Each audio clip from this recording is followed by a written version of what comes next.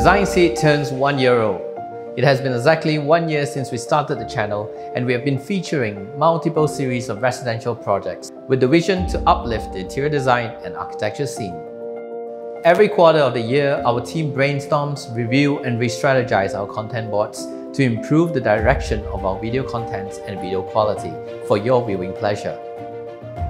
Hence, this episode of Design Seed, let us review our new series called The Hidden Gem. The Hidden Gem is a series of episodes which reveals cafe and commercial designs that uplifts the pride of the design language.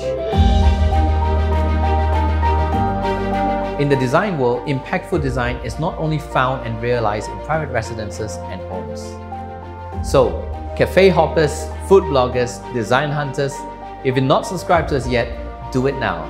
This episode is going to be thrilling. Don't forget to click on the notification buzzer to support us and stay in the loop of more of our upcoming episodes.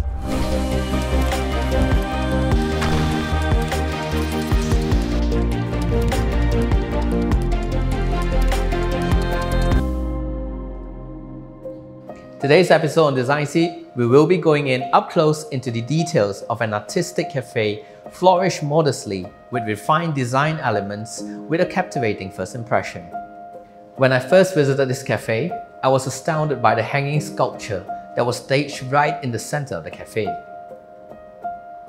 It was as though the hanging feature felt like an art piece connecting with me, and everything else surrounding it appeared so subtle that nothing would contrast against it, and that was the beauty of the design intention by the designers from Studio Beacon.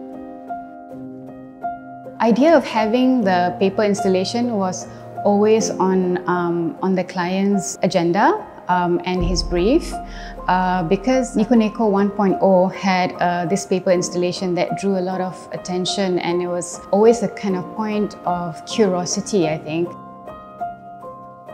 And he wanted to sort of extend the idea of having a paper installation into the new space as well. So after exploring a few sort of iterations, client preferred concentrated on this kind of stage, like almost like a seat stage, above which there would be a paper installation, a sort of layered installation that turned that stage into a kind of focal point within the room.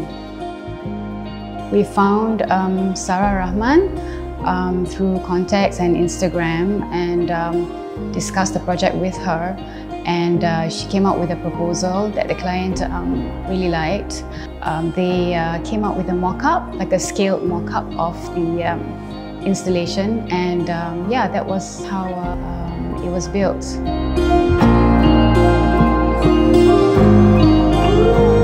The clever usage of such primitive materials is really fascinating. The beauty of these materials, like concrete and steel and paper, the original surface itself makes it naturally worn and timeless. So even if it discolors, the gradual change to its surface and tonalities is just naturally consistent.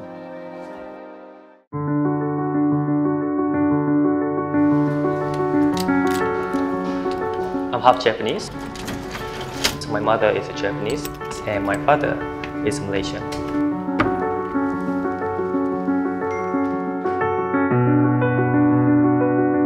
My mom practiced tea ceremony before, about 20 years ago, and I get quite a bit of exposure. Niko Neko Matcha was founded by two young artisans who are both passionate towards the art of Japanese green tea. Matcha, which means green tea powder, has a trace of origin all the way back to China.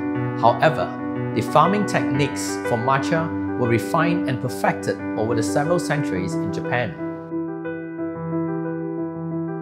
Preparation of Japanese matcha is an intricate process, which is one of the main reasons why Shun and Isak were intrigued to venture into this business. It's always my personal intention to do something that related to my Japanese background here in Malaysia, because I strongly believe that everything happens for a reason. So there are reasons that I've been born as half Japanese. So I want to do something that could spread the Japanese culture here to the people of Malaysia. Niko Neko initially started as Niko Neko 1.0, in which it was intended to be as a showroom, in which we also serve some of our drinks for any customers that come in to try as well.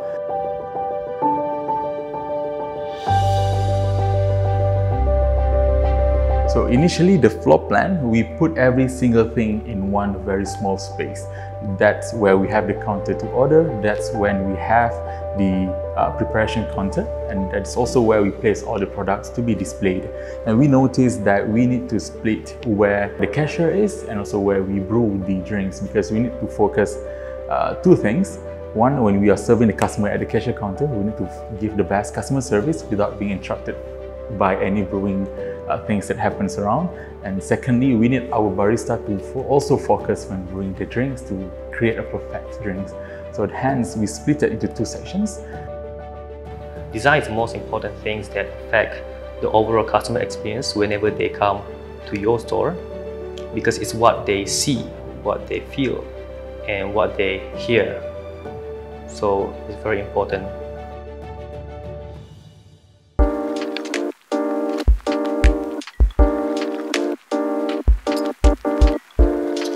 He made it quite clear from the beginning that the interiors had to sort of suit the brand identity, and for us it was quite a unique challenge because we didn't want actually the new space to be wildly different from the old one. There needs to be some kind of symbiotic relationship between the two, and especially when we make this opening to sort of visually link the two.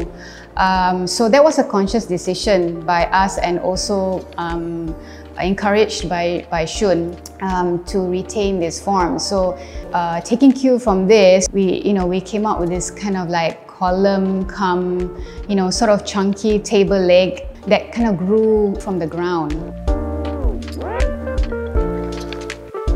So that's how that was kind of conceptually derived. When we started building it, we were like, oh, okay, but it ends a little bit suddenly at the top. So what if we were to sort of break off the top a little bit, Can we artfully break it off to sort of show the inside of this cube?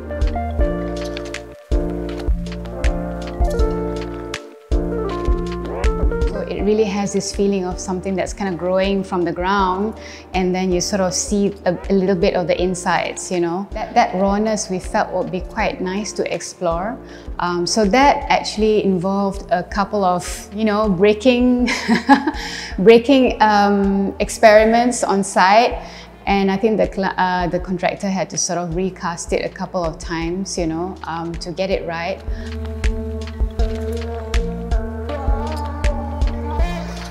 Niko Neko 1.0 had this window to the outside, whereas 1.5 was further in, so it didn't have the benefit of natural light through this window. Opening this window between the two spaces was quite important because it allowed this viewing access from the barista right through to the window space, and also allows us as diners, when you sit here and actually look through this window, it gives you this kind of view within the view feeling, which is accidentally we found after we were close to handing over the project. It was a really happy accident because it gave you this sense of the borrowed scenery.